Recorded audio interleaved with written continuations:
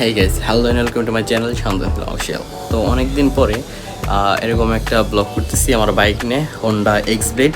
আর 15,000 kilometre পরে আমার বাইকে কি খারাপ দিক আসছে বা কি ভালো দিক আসছে, এগুলো একটা শর্ট একটা ভিডিও আমি দেওয়ার চেষ্টা করব। এখন বাজে সন্ধ্যা 6টা, কিন্তু রোদ প্রখর এখনও। আর বাইরে গিয়ে দেখি ভিডিওটা করব আজকে। আর এই হলো আমার অডিও, একটা আরেকটা এখানে বসে আছে।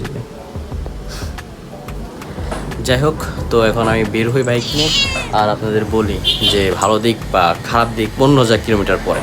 Let's go.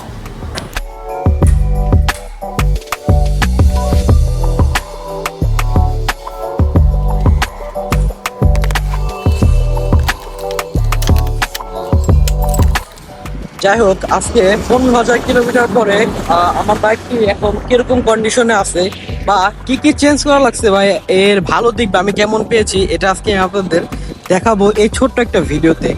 এখন 6টা, কিন্তু প্রচুর পরিমাণে রোদ। আর এই মিষ্টি রোদে আমার ভিডিওটি হচ্ছে আমার এক্স ব্লেড বাইকটি নিয়ে। তবে এক্স ব্লেড বাইকটা আপনারা দেখতে পাইতেছেন যে প্রচুর পরিমাণে ময়লা লেগে গেছে, কারণ আমি গত কাল বা 2 দিন আগে আমি একটা ট্যুর থেকে আসি নেত্রকোনা, সেই ব্লগটা আপনারা দেখছেন বা অবশ্যই দেখবেন। আর সেটা করার কারণে আহ, অনেক ময়লা লেগে গেছে, এটার জন্য আপনারা কিছু মনে করবেন না। যাই হোক, এখন আমি ডাইরেক্ট আমার আসল কথায় আসি যে আমার কি কি চেঞ্জ করা লাগছে। না, কি কি চেঞ্জ এটা আমি একটা পরে ভিডিওতে করবো, সার্ভিসিং এর পরে কি চেঞ্জ করলো। এখন জাস্ট আমি ভালো দিক বলবো এবং খারাপ দিকটা বলবো যে আমি কি ভালো দিক পেয়েছি বা কি খারাপ দিক পেয়েছি। তো লেটস গো। প্রথমে আসি আমি এর ভালো দিকটি নিয়ে। ভালো দিক বলতে গেলে এই বাইকের দিকের ভালো দিকের শেষ নেই। তবে সবচেয়ে আমি যে ভালো দিকটা পেয়েছি সেটি হলো এর মাইলেজ। এখনো 15,000 কিলোমিটার পরে যে এর মাইলেজ 50-এর কাছাকাছি বা 50 ছুঁই ছুঁই এরকম, এ নিয়ে আমি অনেক স্যাটিসফাই, অনেক সন্তুষ্ট আমি এই নিয়ে। কারণ এই এত মানে আমার প্রায় 1 বছর হয়ে গেছে বাইক কিনছি, তারপরেও আসলে এত পরিমাণে মাইলেজ দেওয়ার পরে আমি মানে অনেক ভালো লাগতেছে যে এত পরিমাণে মাইলেজ। সেকেন্ড যে 2 নাম্বার পয়েন্টে আমি রাখবো সেটি হলো কমফোর্ট। এই বাইকটি যখন আপনি চালাবেন, ইউজ টু হয়ে যাবেন, তখন প্রচুর পরিমাণে কমফোর্ট পাবেন এই বাইক নিয়ে আপনার। আমি হ্যান্ডেল বারটা একটু সামান্য উঁচা করে নিয়েছি। একটু আপনারা আমার বাইকটি যদি আপনারা স্টিয়ারিং এ দেখেন, তাহলে একটু বুঝতে পারবেন যে আমার বাইকটি একটু উঁচা করা, জিক্সারের মতো এরকম একটা ফিল পাওয়া যায় যখন আমি এই বাইকটি হ্যান্ডেলিং করি।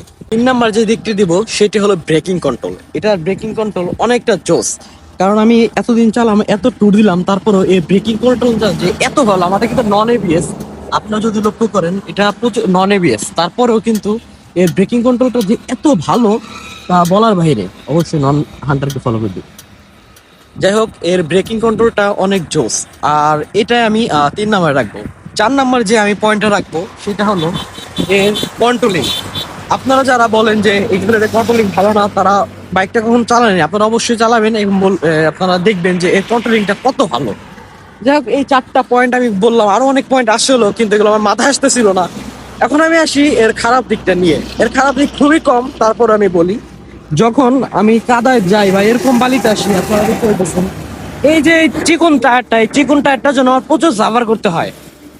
দ্যাটস ওয়াই প্রচুর সাফার করতে হয় আমার এই চিকন টায়ারটার জন্য। আপনারা যারা বাইক কিনছেন বা কিনবেন, অবশ্যই আপনার এই চিকন টায়ারটা চেঞ্জ করে নেবেন মোটা টায়ারে। তাহলে আপনারা অনেক কন্ট্রোলিং পাবেন। কর্নারিং যখন করবেন তখন আপনারা অনেক কনফিডেন্সের সাথে আপনারা করতে পারবেন।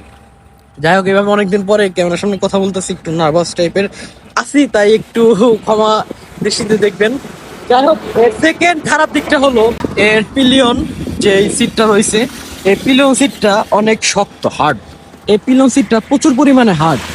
আমার যারা বাইকের পিলিয়ন ছিল তারা সবাই এই কমপ্লেনটা দিয়েছে, বা আমি নিজেও যখন পিলিয়ন হয়েছি, আমার পিছনে বাইকটার যে সিট সেটা অনেক পরিমাণে হার্ড লাগছে আমার কাছে। আর রোদটা কিন্তু একদম নিভু নিভু। তো আজকে এই হলো ভালো দিক আর খারাপ দিক। আমি ছোট্ট একটা শর্ট ভিডিও করলাম, যদি অত ইনফরমেশন দিতে পারিনি তবুও দিলাম। যাই হোক, এখানে আমি অনেকদিন ধরে মোটর ব্লগ করি না, কারণ হলো অনেক কারণই আছে। এই কারণের একটা কারণ আমি বলি, এখন প্রায় ভাই মোটো ব্লগার অনেক হয়ে গেছে, এত পরিমাণে মোটো ব্লগার হয়ে গেছে তা বলার ভাই। তাই একটু বিনোদন ভিডিও করার চেষ্টা করতেছি বা ট্রাই করতেছি বা করবো সামনে ইনশাল্লাহ। সামনে আরো কয়েকটা ট্যুর আছে বড়, এগুলো দিব।